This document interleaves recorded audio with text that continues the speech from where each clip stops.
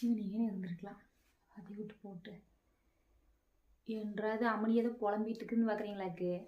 கம்முன்னு இருந்தால் தான் நான் தேவையில்லாமல் எனக்கும் என்ற வண்ணம் அடிக்கும் ஒரே பஞ்சாயத்து போங்க. ஏன் கேட்குறீங்க? நான் பாட்டுக்கு சிவனேன்னு இருந்தேன். இந்த பக்கத்து வீட்டக்கா பளபளன்னு பட்டு புடவை கட்டிட்டு வந்தது. நமக்கு புடவை பார்த்தோன்னே ராத்திரியெல்லாம் தூக்கமே வரல.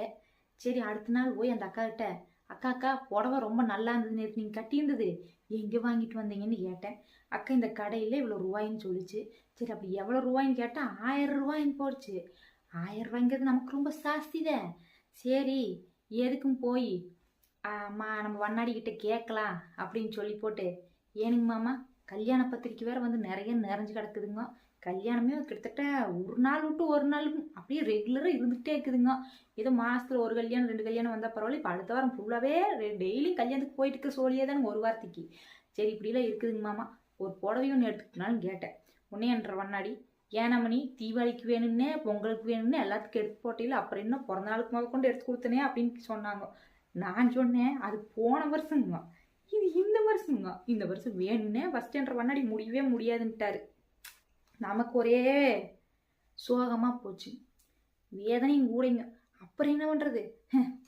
2 நாளாக பேசல, சண்டை சச்சரவு தான். அப்புறம் சரி போனால் போய் தொலைதுன்னு சொல்லி ஒரு 1000 ரூபாய் என்ற கையில் கொடுத்து இந்த இன்னமும் பண்ணிட்டு போனோம். ஏனுங்க மாமா புடவை எடுக்கிறதுக்கு 1000 ரூபா கொடுத்து போட்டீங்க, சாக்கி தைக்கிறதுக்கு காசு எங்கிங்கன்னு கேட்டேன்.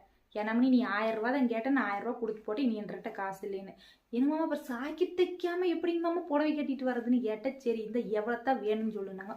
ஒரு 300 ரூபாய் இருந்தால் கொடுங்கன்னே. 300 ரூபாயை கொடுத்தாப்புல. நானும் சரி எடுத்து போட்டு, அந்த அக்கா வந்து பார்த்தீங்கன்னா அந்த சீலைக்கு பக்காவாக தைச்சி போட்டுருந்துச்சு சாக்கிட்டு. சரி அக்கா நீங்கள் எங்கே தைச்சிங்கன்னு கேட்டேன். அக்கா இப்படி விஷயத்து சொல்லிச்சு, இவ்வளோத்தால கடைக்கு தான் பண்ணி அங்கே போய் பாருனாங்க. நானும் அந்த கடைக்கு போனேன். கடை பார்த்தீங்கன்னா சும்மா கண்ணாடி மாளிகையாட்ட பளபளன்னு இருந்தது. போன உடனே ஒரு அம்மனி உள்ளே இருந்தது. அம்மனி வாங்கோ அப்படின்னுச்சு.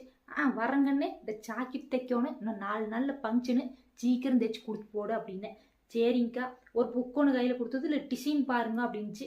நமக்கு அதில் பிடிச்ச டிசைன் ஒன்று எடுத்து காமிச்சேன். சரி பார்த்து போட்டு அப்புறம் எனக்கு இந்த ரோப்பு கீப்பெல்லாம் எதுவும் வைக்க வேண்டாம் சாமி, டிசைனை மட்டும் வச்சு தைச்சி கொடுங்க. ஓகேங்க்கா சரிங்க கொடுத்துட்றணுங்க சொல்லி போடுச்சு. அப்புறமே எனக்கு ஒரு சந்தேகம், இந்த லைனிங் எல்லாம் அதை நாங்களே எடுத்துக்கிறோங்கன்றுச்சு. அப்புறம் சரி எவ்வளவு ஆகு அப்படின்னு கேட்டேன். அக்கா இது ரொம்ப நீங்கள் சின்ன டிசைன் தான் செலக்ட் பண்ணிக்கிறீங்க, ரொம்ப கம்மியத்தாக 3000 ரூபா தானுங்கக்கா அப்படின்ருச்சு. எனக்கு ஒரே ஷாக் ஆயிடுச்சு. எது 3000 ரூபாய் தானா சாமியே? நான் வந்து எனக்கு ஒரே ஒரு சாக்கெட் தைக்கிறது தான் கேட்டேன்னே. ஆமாங்கக்கா ஒரு சாக்கெட் தாங்க, அது சின்ன டிசைன் தான் நீங்கள் பண்ணிக்கிறீங்க. இங்கே பாருங்க இதில் 10,000 ரூபா இருக்குது, 12,000 ரூபா இருக்குது, 15,000 இருக்குதுன்னுச்சு. எனக்கு ஒரு நிமிஷம் மூச்சே நின்று போச்சு. கொஞ்சம் யோசனை பண்ணி பார்த்தேன். 1000 ரூபாய் கேட்டதுக்கே 1/2 மணி நேரமாக காதில் ரத்தம் பர வரைக்கும் பேசினார். ஒரு 3000 ரூபா கேட்டேன்னா முடிச்சுட்ருவார்.